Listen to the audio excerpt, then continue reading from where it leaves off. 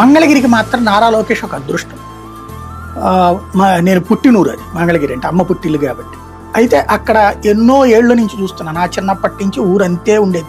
ఆ నరసింహస్వామి టెంపుల్ నుంచి ఆ పెద్ద రోడ్డు, ఆ చివరి దాకా మార్కెట్ దాకా ఉండేటటువంటి రోడ్డు, ఆ పక్కన లెఫ్ట్ సైడు ఆ కొండ పక్కన ఉండేటటువంటి రోడ్డు, ఇటు పక్కన హైవే దగ్గరికి టచ్ అయ్యే రోడ్డు. ఇదే జీవితం దాదాపుగా నా 10th ఏంటి, ఇంటర్మీడియట్ ఏంటి, డిగ్రీ ఏంటి, అటు సెలవులప్పుడల్లా అక్కడే ఉండేవాళ్ళం. ఆ తర్వాత పెళ్ళిళ్ళు అయిన తర్వాత కూడా అట్లాగే ఉంది.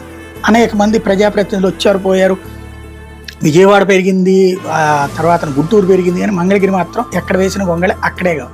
కానీ లోకేష్ని గెలిపించుకోవడం ద్వారా ఒక అద్భుతమైనటువంటి పని చేశారు ఆ ఊరి ప్రజలు. ఇప్పుడు నారా లోకేష్ కసిగా, ఎందుకంటే ఒకసారి అక్కడి నుంచినే ఓడిపోవడంతో ఈ దఫా ఇక జీవితంలో అతను లేకపోతే ఏమైపోతుందో అనే భయం సృష్టించేది. అందులో ప్రభుత్వంలో ఉండేటప్పటికి చక్కటి పని చేసుకొస్తున్నారు. కాబోయే ముఖ్యమంత్రి ప్లస్ ఇప్పుడు ముఖ్యమంత్రి అభ్యర్థి ప్లస్ ముఖ్యమంత్రి గారు అబ్బాయి కాబట్టి అక్కడ అద్భుతమైన పనులు చేసుకొస్తున్నారు. డెవలప్మెంట్ అనేది పరుగులు పెట్టిస్తున్నారు.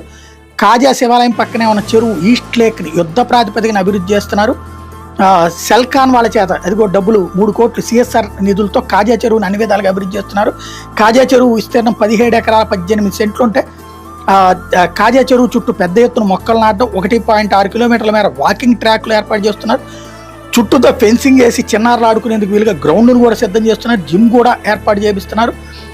అంటే మంగళగిరి చుట్టుపక్కల ప్రాంతాలన్నిటి కూడా డెవలప్మెంట్ అనేది నియోజకవర్గం మొత్తాన్ని కూడా చేసుకొస్తున్నారు. దానికి తోడుగా ఇతర ప్రాంతాలకు సంబంధించినటువంటి కీలకమైన అడుగులు వేస్తున్నారు. ఏదైతే మంగళగిరి నియోజకవర్గంలో రూరల్ ప్రాంతాల్లో మరో 8 పార్కులు అభివృద్ధి చేయబోతున్నారు.